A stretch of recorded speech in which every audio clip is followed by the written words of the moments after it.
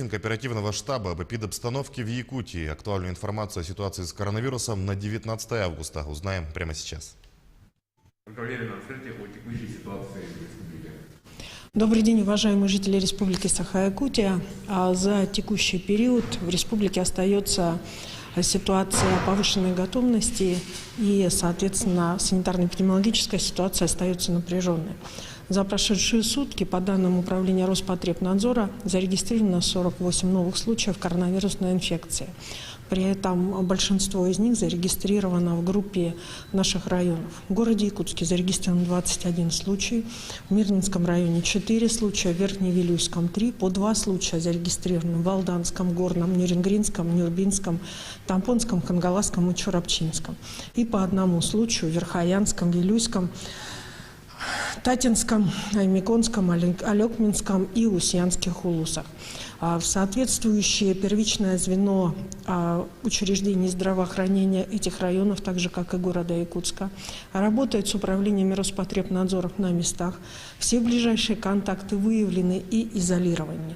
Изолированы люди как по месту своего жительства, так и в обсерваторах, которые размещены на территории всех районов республики.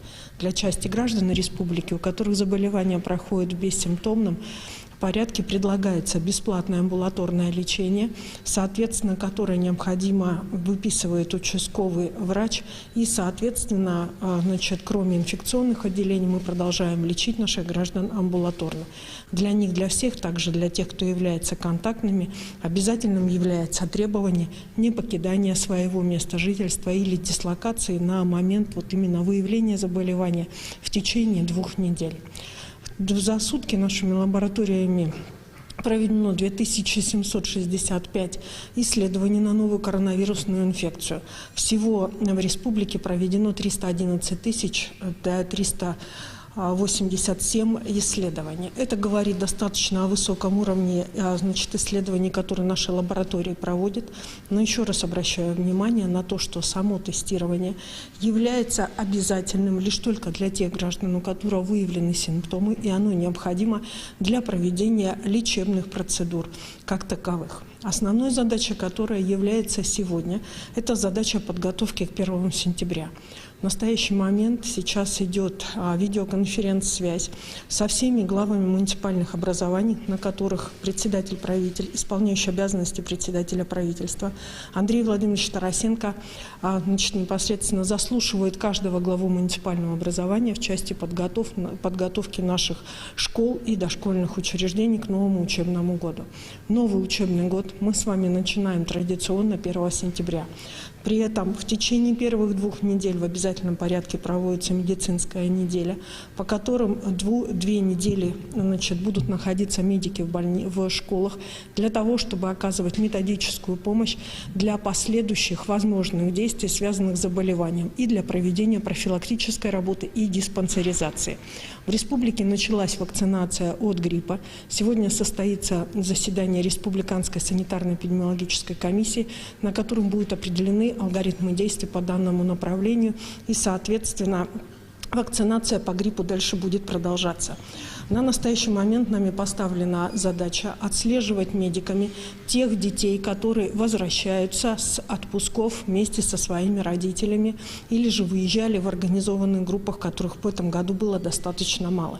Они также должны все стать на медицинский учет для того, чтобы не представлять возможную угрозу для тех детей, которые 1 сентября пойдут в школу.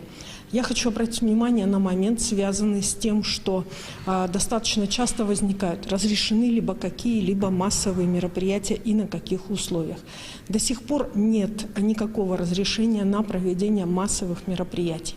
Не с точки зрения того, что там некоторые считают, что можно 50 человек, можно с соблюдением дистанции как таковых. Нет, массовые мероприятия запрещены. Линейки, которые будут проходить для первоклассников, там, где непосредственно напряженная определенных районах санитарно-эпидемиологическая ситуация, эти линейки будут проводиться с достаточно минимальным количеством детей для того, чтобы с четкой разбивкой по классам. Главы муниципальных образований это знают, директора школ тоже, и, соответственно, будут работать с родительской общественностью для того, чтобы как можно безопаснее провести линейки 1 сентября. Школы должны, безусловно, дети должны начать учиться, исходя из разных моделей, которые представляет сегодня Министерство образования. Где-то в школах, в которых малое количество детей, будет продолжено традиционное обучение, где-то будет предлагаться смешанная форма обучения.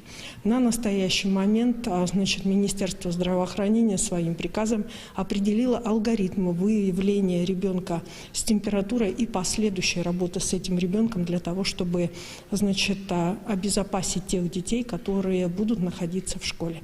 Поэтому хочу обратить на это особое внимание о том, чтобы родители еще особо более серьезно следили за здоровьем своих детей. И, соответственно, здоровые дети – это наши здоровые учителя, и дальше, соответственно, как я уже говорила, здоровые и мамы, и папы, а самое главное – бабушки и дедушки. Спасибо. Это был брифинг оперштаба о текущей ситуации с коронавирусом в Якутии. Мы следим за развитием событий. Оставайтесь с нами.